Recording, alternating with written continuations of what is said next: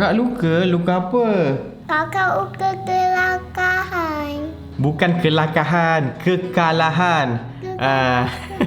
Kita orang lawan Saidina, kalau kalah akan dapat stiker kosong. Ini kalau ada stiker ni, itu tandanya saya menang. Kalau dia menang dapat stiker ni pula, saya dapat stiker merah. Itulah dia. Okay.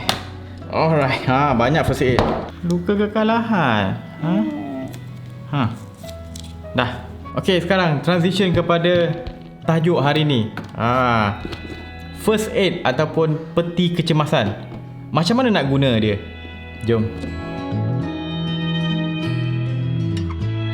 Peti kecemasan ataupun first aid. Nampak sini ada macam-macam variasi saiz, dan setiap set kita punya first aid ni dia boleh jadi berubah-ubah. Fungsi first aid kit ni ataupun peti pertolongan cemas ni adalah bila jadi je kecemasan, ini benda pertama yang kita akan cari. Itu dia punya mudah nak faham. Jadi kecemasan ni ada pelbagai jenis.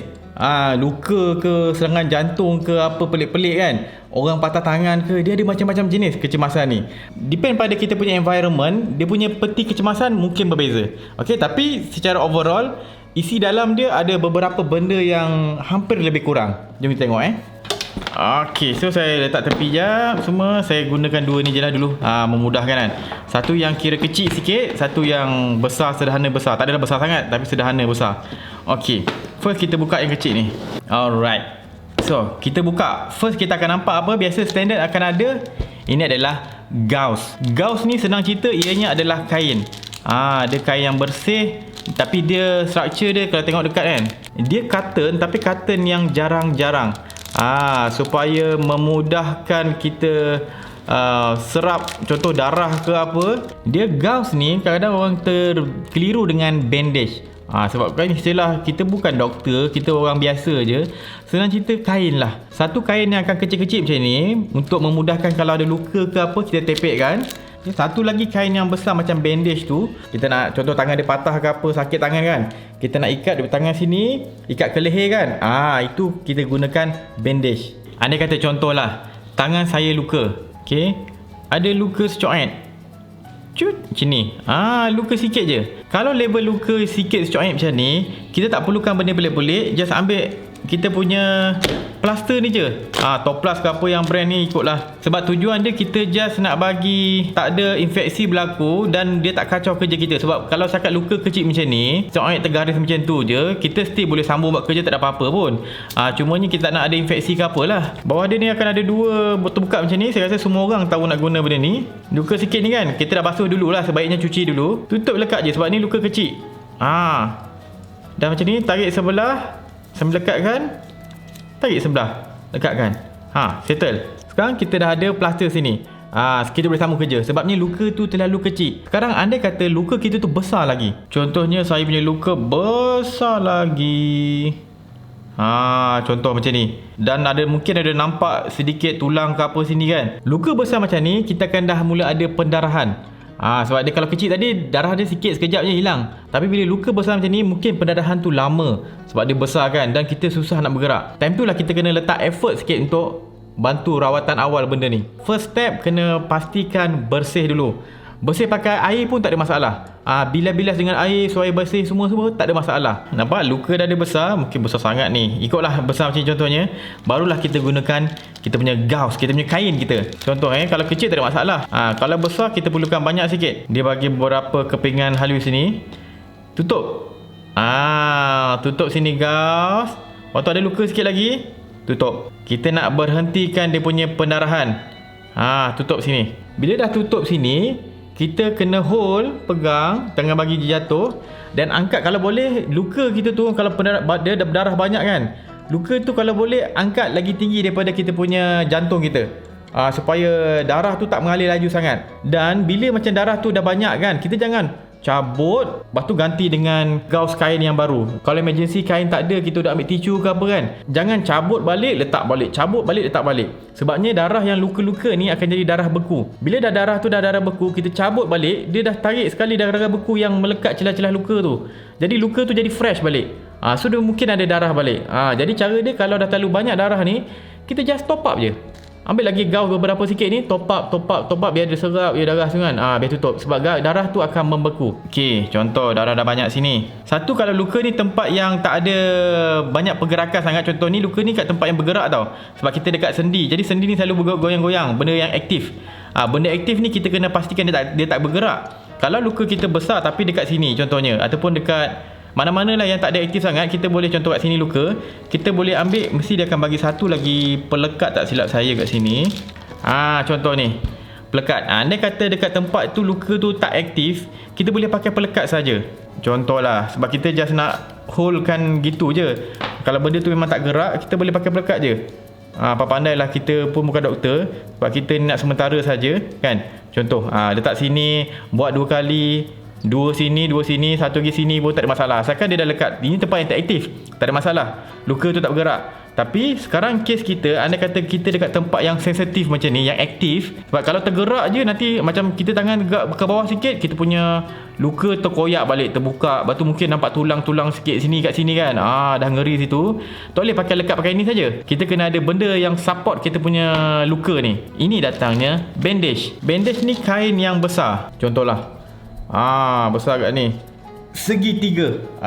Yang ini punya. Senang cerita, kalau kita tak hafal dia punya teknik-teknik ikatan, balutan apa pelik, just ikut kreativiti dan logik kita. Di mana contohnya kalau luka saya dekat tangan sini sebab kita bukan doktor kan. First aid ni bukan kita tunggu doktor datang, doktor ambil first aid kita dan doktor rawat, tak. Itu dah kat masuk hospital lah. Ini yang kita yang buat. Sekarang contoh ada luka sini dekat sendi kita ni, kat lengan atas ni kan, ada dekat dengan kita sendi ni, luka dah besar. Jadi kita boleh gunakan benda ni untuk support. Contohnya, apa masalah sekarang ni? Tangan kita bergerak-gerak kan.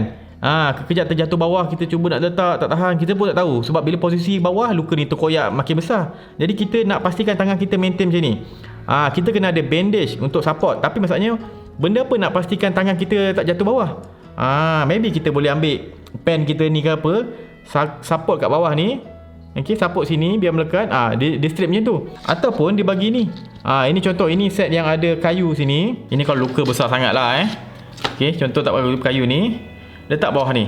Sekarang macam mana nak bagi dia kayu ni melekat je kat sini, support supaya punya tangan ni tak jatuh bawah kan. Boleh gunakan bandage ni. Sama ada ikat ataupun kita balut lah, ikut kreativiti je. Sebab saya tak nak terlalu teknikal sangat, kita kena hafal tu, hafal ni, tak payah. Ini sebab kita nak rawatan first aid kita je. Kita buat lah, kita boleh koyak. Benda ni kita boleh koyakkan ikut suka hati. Saya tak nak, sebab nanti saya nak buat spare part saya. Ini saya tak nak rujuk sangat panduan dekat internet ni, sebab secara logik ni kadang-kadang kita tak hafal, dan mungkin masa tu kita tak ada akses internet. Jadi kita just faham dia punya logik setiap barang ni, jadilah. Contohlah saya buat macam ni kan, saya mungkin boleh balutkan benda ni. Macam tu, balutkan. Jangan terlalu ketat sangat, tapi just sedap sahaja. Jangan sampai darah tak boleh lalu. Contoh, sebab luka kita besar dalam tu kan. Contohlah, sekarang tangan saya kalau biar pun dia akan straight je. Dia tak ada jatuh bawah macam tangan ni jatuh macam ni kan. Ini tak, dia straight je. Sekarang ni macam mana nak ikat? Ada orang boleh dia buat sampai boleh ikat. Ada yang macam leceh lah nak ikat macam mana kan. Dia akan bagi pin. Dekat bandage ni, bungkusan dia ada pin.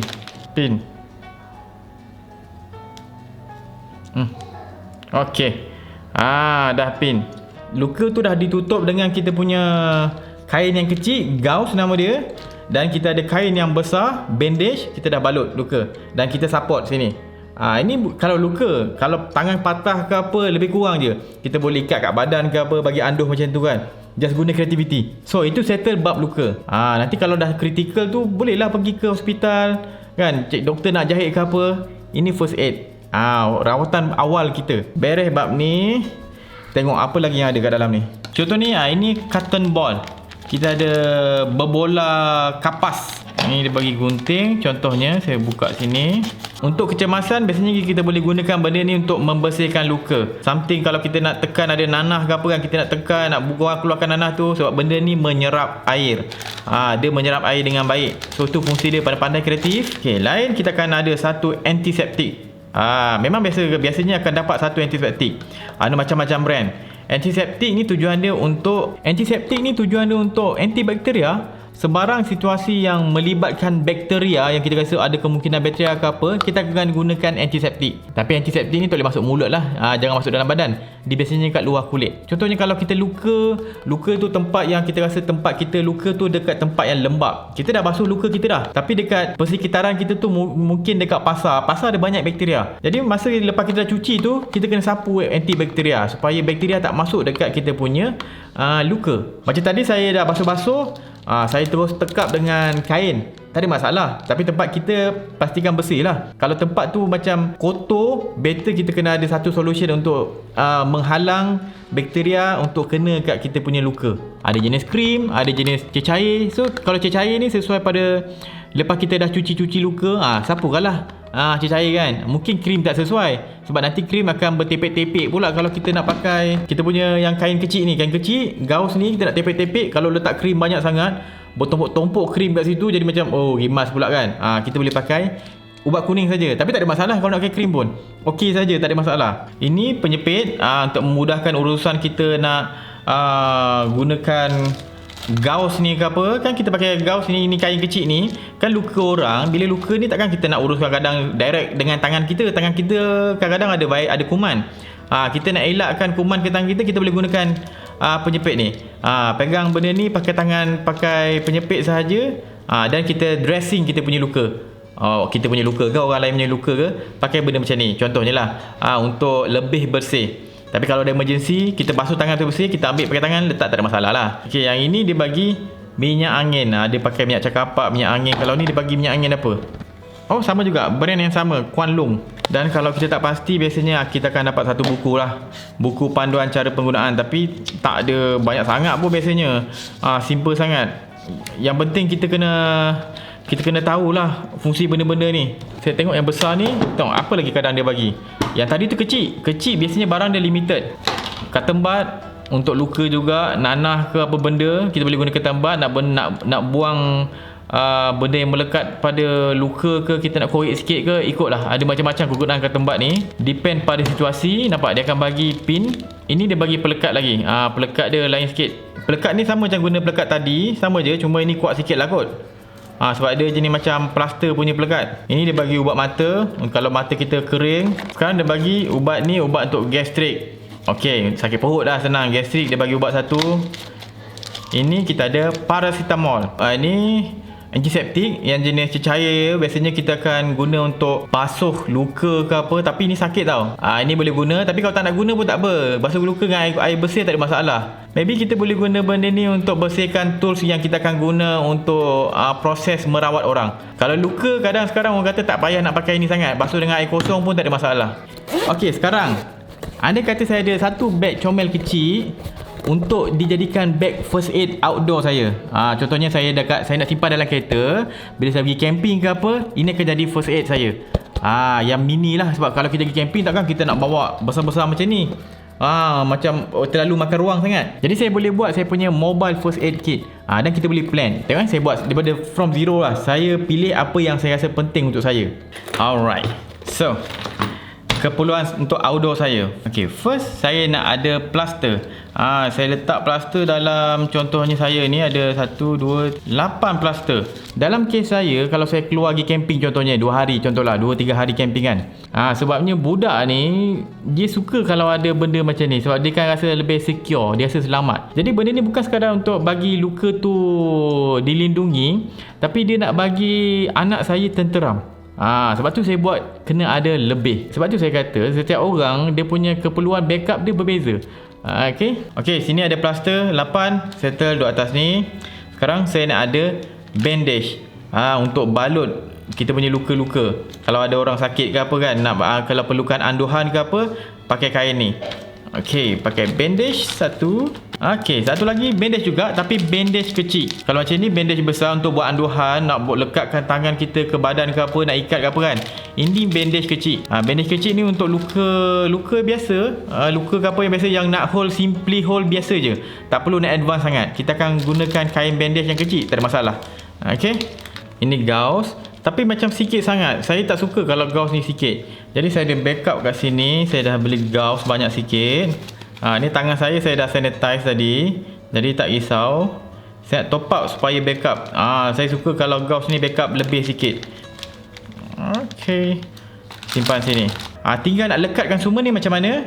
Kita gunakan pelekat. Okey, letak sini. Okey, dressing luka dah ada kat sini. Sekarang untuk merawat luka pula. Biasanya kalau camping ke apa, saya akan lebih pada luka biasanya. Possibility tinggi pada luka. Sekarang untuk mencuci ke apa, saya akan gunakan ini. Saya ada ni ketempat yang ada ubat kuning dalam tu. Saya tinggal patahkan je sebelah. Nanti dia akan keluar bau kuning tu jatuh. So boleh cuci luka kita. Letak kat luka kita lah. So simple. Tak payahlah saya nak perlu bawa ubat kuning besar macam ni. Untuk sanitize, saya ada alcohol pad sini. Better lah daripada kalau saya bawa satu bekas apa macam Dettol punya sanitize punya cecair ni. Nak letak dalam ni dah makan ruang banyak sangat dah. Tak payah. Pakai ni je. Dan saya boleh ada juga backup ini, sterile gauze pad. Gauze. Okey, ni gauze. Tapi ini dah ada, maybe ada alcohol dalam ni. Saya letak alcohol pad dekat sini. Sterile punya gauze pad dekat belakang ni. Okay, sini saya ada backup sting relief. Ini kalau saya kena gigit lebah ke apa, gigit lipan ke apa. Untuk outdoor, saya akan bawa juga. Saya ada gunting kecil untuk saya potong-potong barang-barang untuk dressing ni. Gunting kat sini. Okay, penyepet ni macam forceps lebih kurang. Untuk dressing, cotton bud.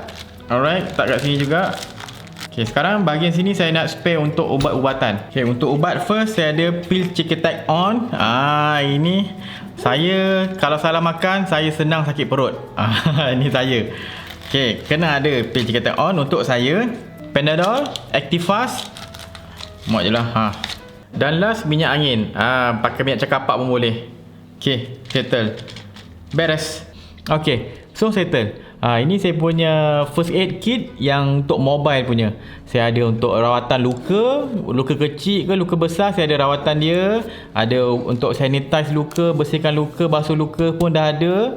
Dan saya ada ubat sakit perut, Panadol dengan ubat angin kalau pening kepala ke apa kan, kalau kita kat luar. Okay, settle saya punya rumah first aid kit dan saya punya mobile punya first aid kit. Dan satu lagi tambahan yang saya boleh letak kat sini adalah termometer. Ini termometer yang saya akan gunakan. Ini untuk cek suhu badan anak lah. Ini termometer guna USB Type C. Simple je.